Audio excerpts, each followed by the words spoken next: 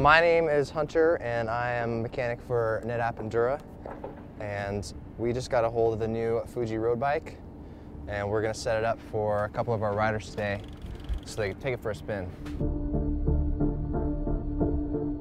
This is the new Fuji Transonic frame, and we're looking at a fast bike.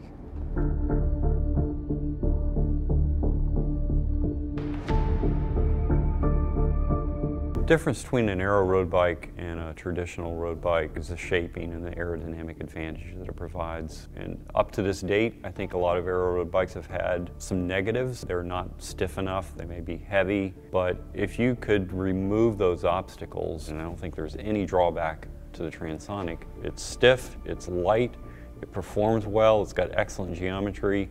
Why wouldn't you want that aerodynamic advantage? That's the way I look at it. When your speed increases, a vast majority of the power that you put out is to overcome the wind resistance.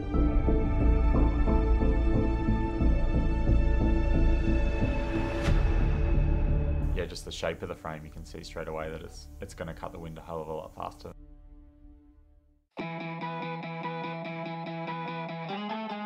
When you look the design, you know this bike born in the wind tunnel, no? Is look like the sister, no, of Norcom. It's a really aero bike. We took what we learned from the Norcom and the Track Elite and all the hours that we spent in the wind tunnel, and we incorporated it into this design. If you look at how the fork on the Norcom straight and is contoured into the down tube, we did a similar design element in the Transonic. We took a lot of the tube profiles, modified them to improve the stiffness of the frame and some of the characteristics of contouring the frame around the brakes. The seat tube is arrow-shaped, the seat post is arrow-shaped, and if you're using a Di2 frame, it'll have an internal battery that fits into the seat post. Also, the cables are internal. They're completely enclosed inside the frame. The seat bolt is internal. It looks fast. It looks really fast. I've seen the bike for the first time, yeah.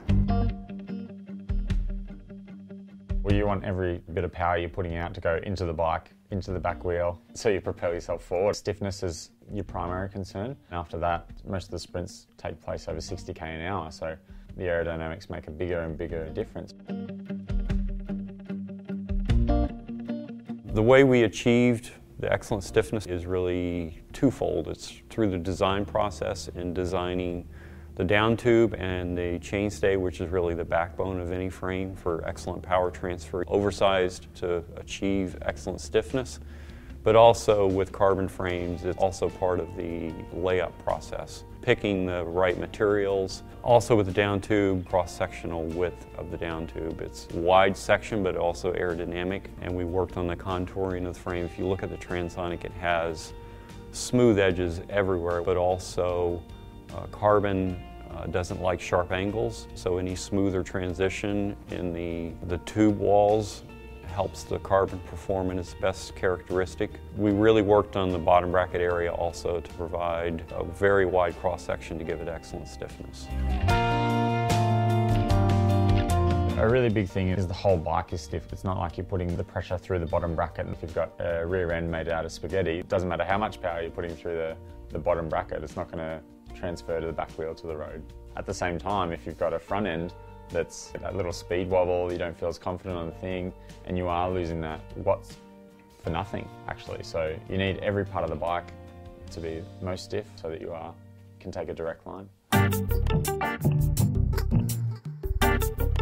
For a sprint, yeah, it has to be fast and stiff. The weight not really matters, and good cornering as well, so that you can actually like change positions fast and reacting fast. So.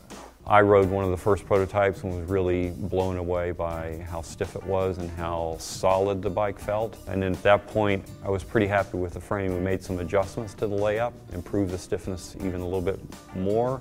We provided some test frames to the team. We had them fill out a very detailed report. We spent several weeks on the frame testing the prototype. I did several Skype calls with them talking to some of the feedback they gave me.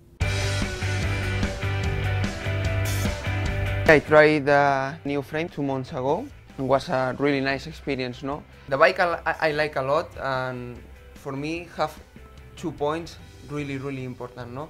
One of these points is in the downhills. You feel the bike really safe, really precise in the corners, no?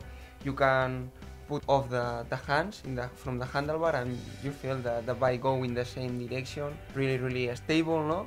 And for me this is really important, no? Can feel safe in your bike, no?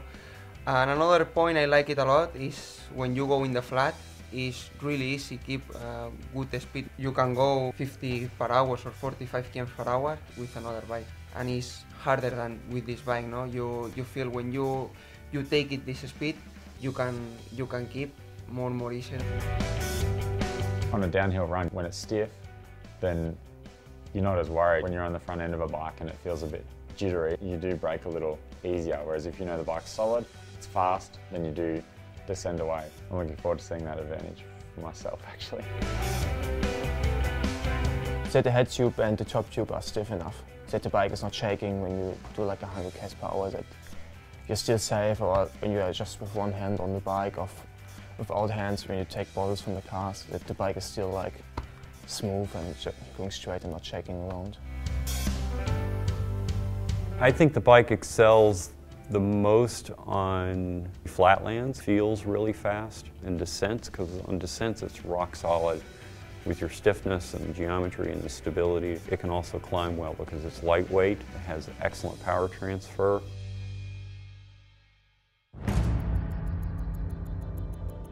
I think the bike will help us to get victories in the Tour de France. No? So we really need to have, you know, the best tools for the job, and then that'll carry through to the last week. My job will be to keep the climber out of the wind, maybe to sneak a result, or if I'm doing the lead out, and in all three of those situations, and this bike will really help. It provides an aerodynamic advantage. It's stiff, one of the stiffest Fuji's ever done. It's lightweight, it's not the lightest, but it is competitive. You would want to ride this bike if you want every single advantage you can get from a road bike. When NetApp gets on this bike in the Tour, no question about it, it's going to make him faster.